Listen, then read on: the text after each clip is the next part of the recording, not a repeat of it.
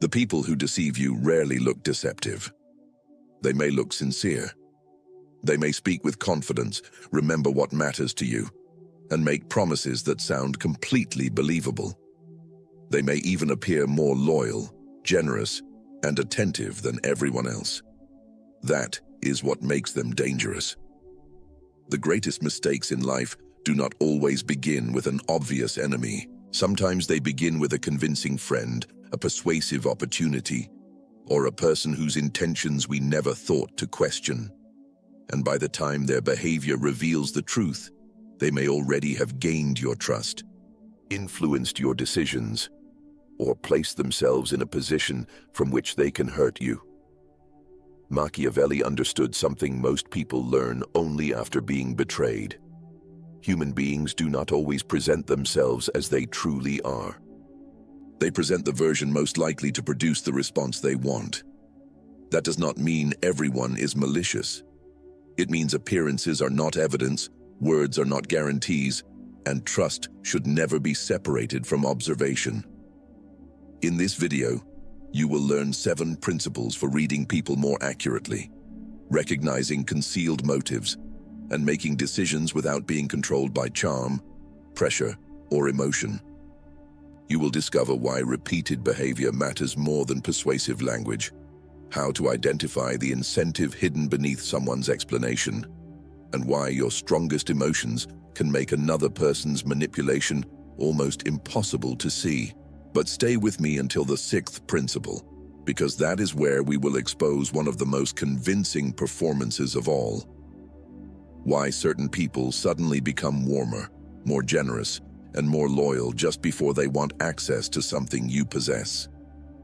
Once you recognize that pattern, many interactions from your past may begin to make sense. This is not about becoming cold, suspicious, or incapable of trusting anyone.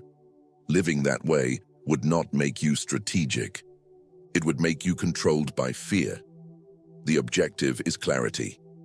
It is learning to see people as their choices reveal them to be, instead of seeing only the person you hope they are.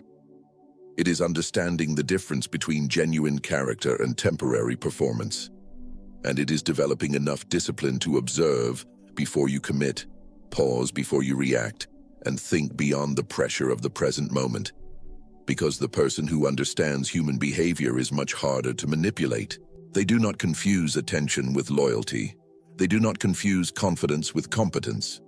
They do not confuse an apology with transformation. And they never allow a beautiful promise to erase an ugly pattern. Before we begin, write this in the comments. I observe before I trust. Let that become your standard, not because trust is weakness, but because trust has consequences. It can give another person access to your time, your opportunities, your private information, your reputation, and sometimes your future. So it should never be given merely because someone knows what to say. And that brings us to the first principle, because if you want to understand who someone truly is, you must stop beginning with their words and start examining the evidence their behavior leaves behind. 1. Measure consistency, not conversation. Anyone can make a promise when making it costs nothing. A person can promise loyalty while everything is going well. They can claim they will support you before supporting you requires sacrifice. They can apologize convincingly when forgiveness is the fastest way to escape consequences. But none of those words prove character. Character appears when keeping those words becomes inconvenient. This is why strategic people do not ignore what others say, but they never treat language as final evidence. A promise is only a claim. Behavior determines whether that claim deserves to be believed. When someone tells you what they will do not rush to build expectations around it. Begin an observation period. Do they follow through without being chased? Do they remain reliable when the task becomes difficult? Do they keep their agreement when breaking it would benefit them? That is where the truth begins to emerge. Words are easy because they allow people to enjoy the immediate rewards of good character without paying its price. Someone can call themselves honest and receive your trust before demonstrating honesty. They can describe themselves as dependable and receive responsibility before proving they can carry it. Actions reverse that process. They require the price to be paid first. Reliability costs time. Loyalty can cost opportunity. Honesty may cost approval. Integrity sometimes requires a person to accept consequences they could have avoided through deception. When someone repeatedly accepts those costs, their behavior becomes meaningful evidence. Pay particular attention to what happens after a person receives what they wanted from you. Before receiving the favor, opportunity, introduction, information, or affection they wanted, they may be highly attentive. They respond quickly. They remember details. They make you feel important. What happens afterward? If the attention disappears as soon as the benefit is secured, their kindness may have been part of a transaction you were never told was taking place. They were not necessarily valuing you. They may have been managing your cooperation. This does not mean one delayed message or one difficult week exposes someone's character. Strategic judgment requires patience. Isolated incidents can have innocent explanations. You are looking for consistency across time. Notice how the person behaves when there is no audience. Notice whether they keep small commitments that offer no praise or recognition. Did they send what they said they would send? Did they arrive when they agreed to arrive? Did they remember something important without needing to be reminded? Small commitments are revealing because there is little incentive to perform them for appearances. They show how a person behaves when the moment feels too ordinary to manage carefully. Also listen to how they speak about people who are absent. Someone who regularly exposes private information, mocks supposed friends, or attacks people who cannot defend themselves is showing you how they handle trust. Your presence does not make you the exception. It only means it is not yet your turn to be absent. Then watch what happens when they are proven wrong. A person with genuine self-awareness can say, "I misunderstood the situation," or "I made the wrong decision." They may not enjoy admitting it, but they can accept responsibility and adjust their behavior. Someone who rewrites every event to preserve their innocence cannot learn from the damage they cause. They will blame circumstances, reinterpret agreements, or make your reaction the problem. Depending on such a person becomes dangerous because nothing can be repaired, while responsibility is continually redirected. This is the standard to remember. Never let one impressive moment outweigh a repeated contradiction. A dramatic apology does not erase recurring dishonesty. One generous act does not cancel months of selfishness. A beautiful explanation does not matter if the same harmful result keeps returning. Do not ask only, "Did their words sound sincere?" Ask, "What has their behavior taught me to expect?" That question protects you from repeatedly investing in someone's potential while suffering from their pattern. But behavior tells you only what a person is doing. To anticipate what they may do next, you must look beneath the action and identify the incentive guiding it. That is where the second principle begins. 2. Follow the incentive beneath the action. Every deliberate action points towards something. A person may want an advantage, protection from consequences, greater control, social approval, or relief from fear. The motive is not always harmful, but it is always relevant. Most people evaluate only the explanation they are given. Strategic thinkers examine the outcome that explanation is designed to produce. Ask one direct question. What becomes easier for this person if I believe their version of events? Perhaps they gain your agreement. Perhaps they escape responsibility. Perhaps they obtain access to your money, influence, knowledge, or relationships. Perhaps they simply preserve the image they want you to have of them. This question does not prove deception. It reveals the incentive that must be considered before you decide. Pay attention when someone's behavior toward you changes suddenly. A person who once showed little interest may become unusually warm, responsive, or supportive.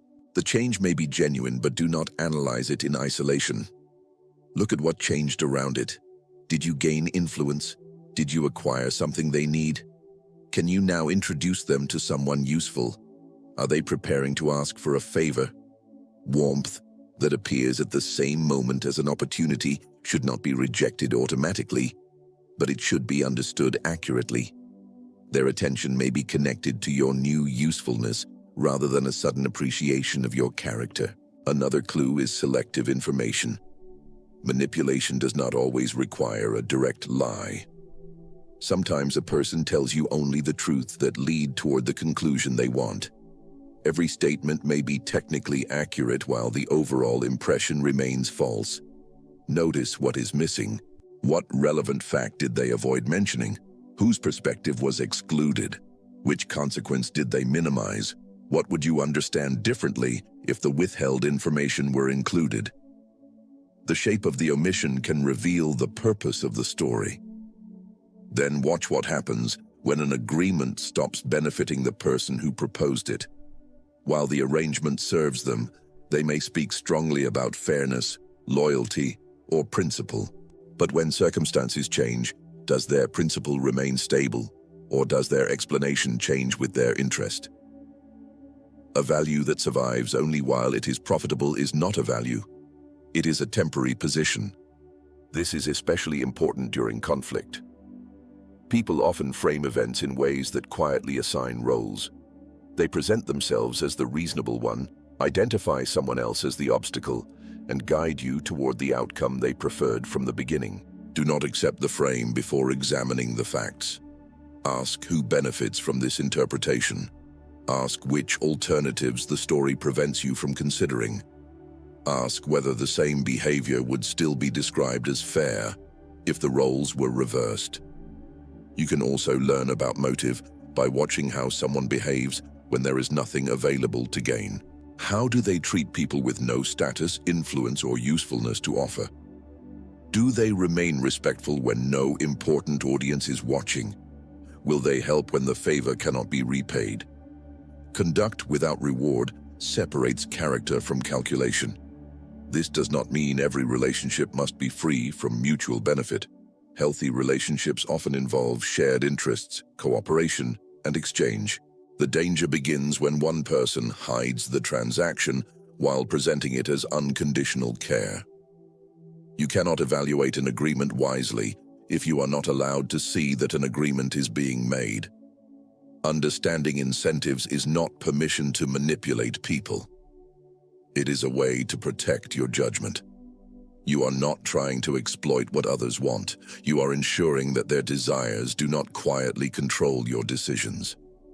So before responding to a proposal, promise, sudden display of affection, or carefully constructed explanation, pause and identify 4 things. What might this person gain? What might they fear losing? What image are they trying to protect? What response do they want from me? Once you begin following incentives, concealed motives become easier to recognize. But there is still one force capable of blinding you, even when the evidence is present: your own emotional state. That is why the next principle is essential. 3. Never make a permanent move from a temporary emotion. Strong emotions create false urgency. Anger tells you to respond now. Fear tells you to escape before you understand the danger. Excitement tells you the opportunity may disappear if you stop to examine it. Resentment tells you that causing pain will restore what was taken from you. In each case, the emotion compresses your thinking. You stop comparing options and begin defending the response that offers the fastest emotional relief. Anger collects reasons to attack. Fear exaggerates evidence of danger. Excitement minimizes warning signs. Resentment turns revenge into something that feels like justice. From inside the emotion, this reasoning can appear completely logical. That is why emotional decisions are so dangerous. You do not feel irrational while making them. You feel certain. Manipulative people understand this. They know that someone who is emotionally activated is easier to direct. They may provoke your pride, create fear of missing out, pressure you with an artificial deadline, or make you feel guilty for requesting time to think. The strategy is simple. Intensify the feeling until careful thought becomes uncomfortable. Your defense is the strategic pause. When an interaction produces intense anger, fear, excitement, or resentment, do not make an irreversible decision at the emotional peak. Avoid sending the message, signing the agreement, ending the relationship, revealing the secret, or making the purchase until your thinking expands again. Delay is not weakness. It is refusing to let another person choose the mental state from which you will act. Use a practical test. Write down the decision you want to make and every reason that appears to justify it. Then step away. Review those reasons after the emotional intensity has fallen. Ask, would I still choose this if I felt calm? What fact could change my conclusion? What consequence am I ignoring because it interferes with what I want to do right now? If your reasoning remains strong after the emotion passes, you can move forward with greater confidence. If the logic collapses, the feeling was making the decision for you. This does not mean emotions should be ignored. They often carry important information. Fear may indicate a genuine risk. Anger may reveal that a boundary was violated. Grief may show that something valuable has been lost. Excitement may point toward an opportunity aligned with what you want. Receive that information, but investigate it before acting on it. An emotion can alert you to a problem without being qualified to design the solution. Suppose someone disrespects you publicly. Your anger may correctly identify the violation, but the most immediate response may damage your reputation more than the original insult. A calm response delivered later could establish a stronger boundary without surrendering control. Or imagine receiving an offer that seems perfect. Excitement may reveal that the opportunity matters to you, but it can also make inconvenient details feel unimportant. The more you want the offer to be real, the more carefully you should inspect it. The objective is not to become emotionless. A person without emotion would lose valuable signals about danger, attachment, injustice, and desire. The objective is to separate feeling from command. Feel the anger without becoming its weapon. Acknowledge the fear without automatically retreating. Enjoy the excitement without abandoning verification. Understand the resentment without allowing it to choose your future. A temporary feeling should not be allowed to create a permanent consequence. The strategic pause can protect you from one destructive moment. But sound judgment requires more than evaluating a single event calmly. To understand someone accurately, you must step back and examine what their behavior keeps repeating. That leads us to the fourth principle. 4. Build your judgment from patterns, not exceptions. One action can mislead you. A repeated pattern is much harder to explain away. People often judge character through isolated moments. One generous act becomes proof of generosity. One convincing apology becomes proof of change. 1 week of reliability is allowed to erase months of broken commitments. At the same time, repeated harmful behavior is excused as a series of unrelated mistakes. This happens because evaluating each incident separately is emotionally easier than accepting what the complete pattern reveals. A single moment can be managed. Someone can behave well when they know they are being evaluated. They can remain patient during an important meeting, become attentive when a relationship is threatened, or accept responsibility when an apology is the only way to regain access. What is difficult to manufacture is consistency across time, pressure, and changing circumstances. Observe the person when they are tired, embarrassed, challenged, denied something, or placed around people they do not need to impress. Pressure does not create every weakness it reveals. Often, it removes the energy required to conceal it. Watch how their version of the same event changes. Someone reporting what happened usually preserves the essential facts. Someone constructing a protective narrative may gradually alter the timeline, reduce their responsibility, exaggerate another person's role, or introduce new details that make them appear more reasonable. One adjustment may mean nothing. Repeated adjustments moving in the same self-serving direction mean much more. Notice how they distribute credit and blame. When something succeeds, do they emphasize their contribution while overlooking everyone who helped? When something fails, do circumstances and other people suddenly become responsible? A person who repeatedly claims the reward but exports the consequences is telling you exactly what partnership with them will eventually look like. Also observe how they react to another person's success. Secure people can celebrate without needing to compete with the moment. Insecure people often diminish the achievement through subtle qualifications. They were lucky. They had help. It is not as impressive as it seems. One comment may be harmless. A consistent need to reduce the value of other people's victories reveals something deeper. If they cannot tolerate someone else receiving recognition, they may eventually respond the same way when you begin to succeed. Repeated apologies also require careful attention. An apology has value when it produces adjustment. If the same harm returns with the same explanation, the apology may be functioning as a reset button rather than evidence of transformation. Do not measure remorse by emotional intensity. Measure it by what stops happening afterward. This principle must be applied fairly. Pattern recognition is not permission to label someone permanently after two disappointing moments. People make mistakes, experience difficult seasons, and sometimes act outside their normal character.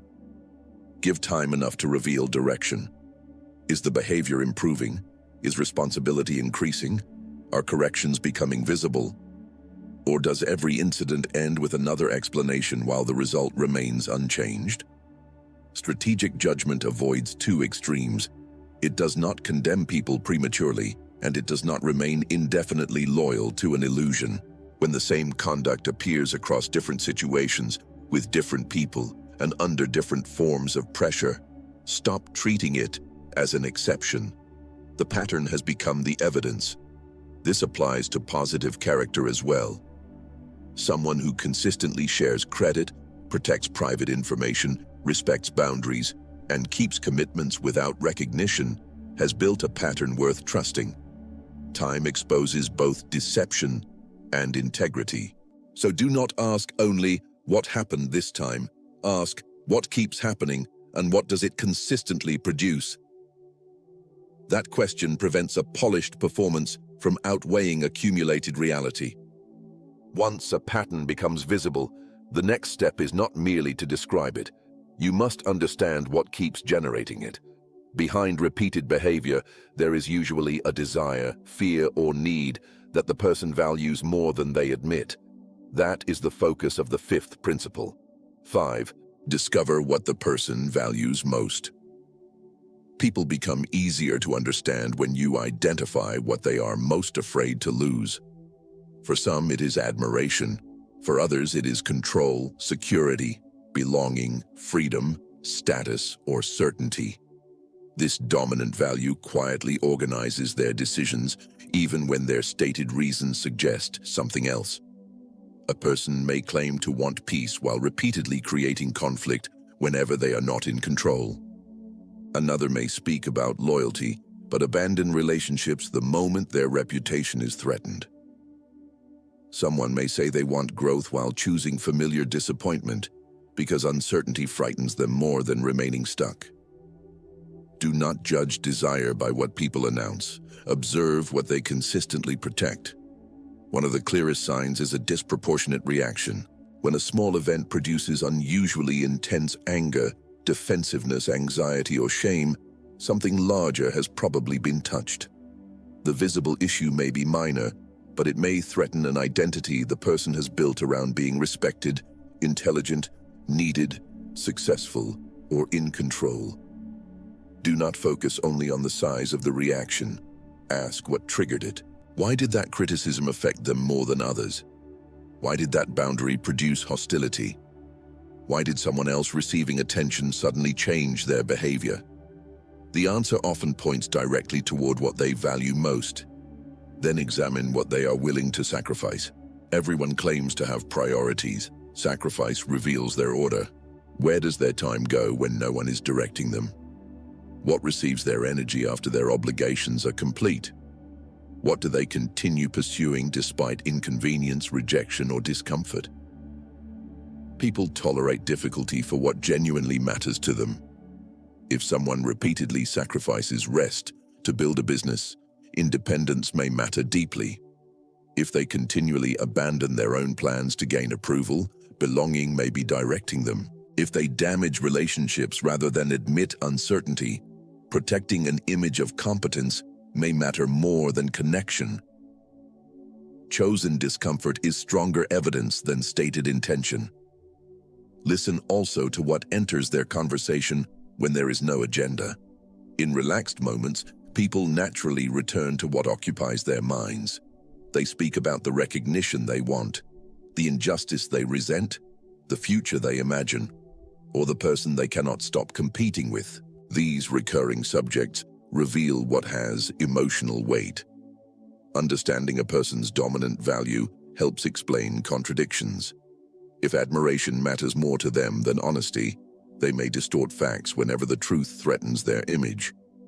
If security matters more than opportunity, they may reject every unfamiliar path while describing themselves as simply cautious. If control matters more than cooperation, they may support an agreement only while they remain in charge. This does not make every choice malicious. It makes the underlying priority visible. The purpose is not to exploit someone's desire. Knowing what a person values gives you power, and using that knowledge to control them would make you part of the very problem you are learning to recognize. Use it to predict pressure points and protect your judgment. Before trusting someone with a meaningful responsibility, ask what could cause their deepest desire to conflict with their commitment. A person may appear loyal while loyalty costs nothing. The real test arrives when keeping their word threatens their status, comfort, security, or approval. What are they likely to choose then? No observation can predict human behavior perfectly. But when you know what someone repeatedly protects, sacrifices for, and reacts strongly to, their future decisions become less surprising. Pay particular attention when a person's words oppose their dominant value. In moments of pressure, people usually follow what matters most to them and create an explanation afterward. Understanding what someone values helps you interpret their choices, but it does not eliminate the danger of appearances. A person who knows what you value may construct exactly the image you are hoping to see. The sixth principle will show you how to test that image before placing anything important behind it. 6. Test the image before trusting the person. The most convincing deception rarely looks dishonest. It looks like the quality you were hoping to find. Confidence can resemble competence. Attention can resemble genuine care. Generosity can resemble kindness, while quietly creating a sense of obligation. Even honesty can be used strategically when someone reveals enough truth to appear transparent, but conceals the facts that would change your decision. This is why a strong first impression should begin evaluation, not end it.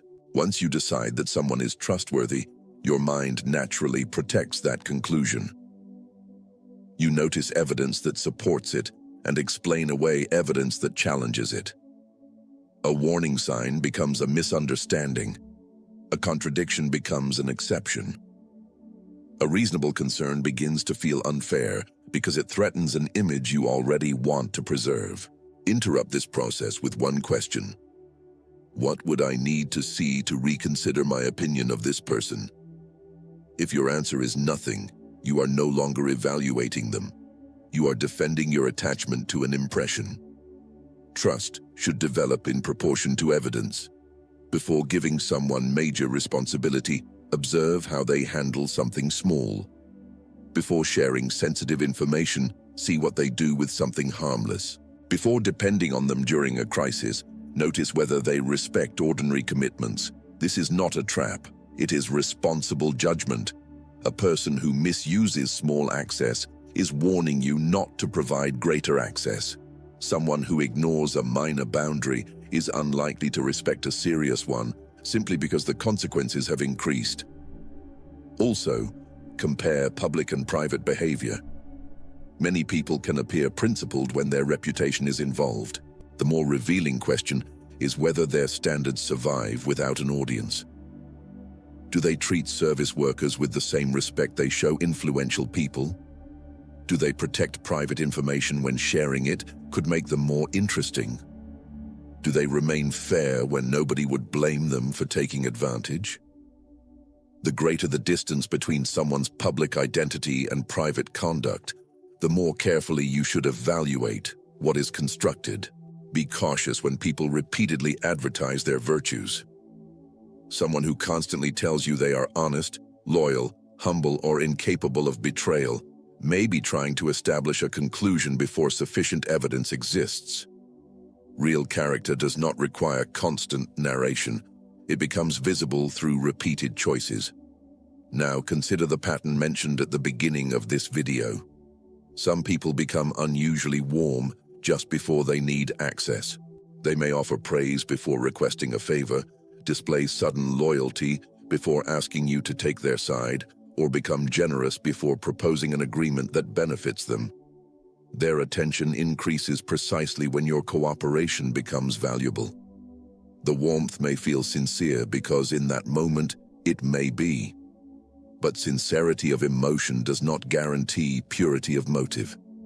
A person can genuinely enjoy your company and still be approaching you primarily because they want something. Watch what happens if you say no.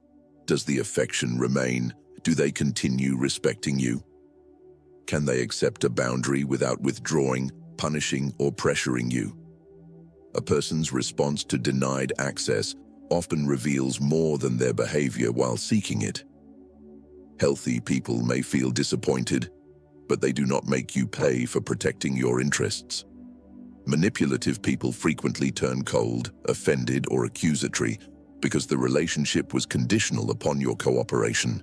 Testing the image means allowing time, boundaries, and limited responsibility to reveal what charm alone cannot prove. Do not ask whether someone makes you feel safe. Ask whether their conduct remains trustworthy when your answer inconveniences them. Do not ask whether they speak about values. Ask whether those values survive temptation. And do not ask whether their image is convincing. Ask what evidence supports it. Discernment protects you from placing trust behind an untested appearance. But even after you learn to read other people clearly, one final danger remains: sacrificing your future position to escape the pressure of the present. That brings us to the seventh principle. 7. Think beyond the relief of the present moment. Many bad decisions feel good immediately. Ending a difficult conversation can relieve anxiety. Accepting a rushed offer can end uncertainty. Attacking someone who offended you can satisfy anger. Remaining in a familiar situation can quiet the fear of change. The feeling improves, but the actual problem may remain or become larger. Pressure narrows attention to one question: how can I make this discomfort stop? Strategic thinking asks a better one: what position will this decision create for me later? Before making a significant choice, examine it across 3 time horizons. What will this produce next week? Where will it place me next year? Which options will no longer be available if I proceed? The first answer reveals the immediate effect. The second exposes consequences that excitement or pressure may hide. The third shows the true cost of commitment. A decision can give you short-term relief while reducing your future freedom. You may accept unfavorable conditions because you fear losing an opportunity. You may damage a valuable relationship to win one argument. You may reveal private information to gain temporary approval. In each case, the immediate reward is visible, while the lost options remain hidden until you need them. Strong decisions preserve useful possibilities whenever possible. This is called optionality, maintaining room to adjust as new information appears. It does not mean refusing to commit. It means avoiding unnecessary commitment before you understand the situation. Do not surrender every alternative simply because someone else wants an immediate answer. Urgency deserves examination. Some deadlines are real. Others are created to prevent reflection. When a person insists that you must decide before you can verify the details, compare alternatives, or seek advice, the pressure may serve their interest more than yours. Ask what truly changes if you wait. If the only consequence is that the other person becomes impatient, you may not be facing an emergency. You may be facing a tactic. Long-term thinking also applies to small choices. Repeated decisions compound into habits, reputation, and opportunity. Keeping one minor promise may seem insignificant, but repeatedly keeping promises makes people willing to trust you with larger responsibilities. One impulsive reaction may be repaired, but repeated reactions teach others that you are unstable under pressure. Your future position is built through choices that feel ordinary while you are making them. The hardest part is tolerating present discomfort without forcing a premature resolution. Uncertainty can feel unbearable. Silence can feel like losing control. Waiting can feel passive. But sometimes the most strategic action is to gather more information, let emotion settle, and allow another person's behavior to reveal what their words cannot. You do not need to resolve every tension immediately. You do not need to answer every accusation. You do not need to accept an opportunity because it may disappear. And you do not need to make a permanent choice merely to feel certain for one evening. Use one final question whenever pressure is pushing you toward action. Am I solving the problem, or am I only relieving the feeling? Solving the problem improves your position.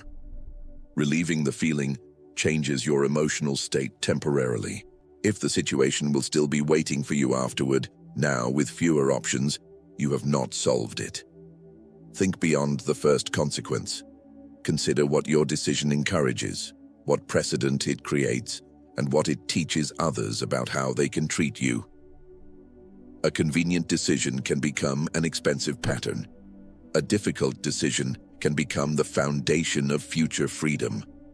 The difference is rarely visible in the first few minutes. It becomes visible over time. You now have all 7 principles, but their purpose is not to make you suspicious of every person you meet. Their purpose is to help you see clearly without allowing fear, charm, pressure, or hope to distort what is in front of you. And that distinction brings us to the final lesson of this video. Understanding human behavior should not make you distrust everyone. If every act of kindness becomes suspicious and every relationship feels like a hidden transaction, you have not gained clarity. You have simply allowed fear to replace innocence. The goal is not paranoia. It is accuracy. It is seeing people as their choices reveal them to be, not as your hopes imagine them, and not as your past wounds fear they might be. Observe whether actions support words. Examine the incentive beneath an explanation. Refuse to decide at the peak of emotion. Judge repeated patterns instead of convenient exceptions. Identify what a person protects when pressure rises. Test appearances before granting meaningful trust. And consider the future position created by every important choice. These principles work together. A promise may sound convincing, but consistency tests it.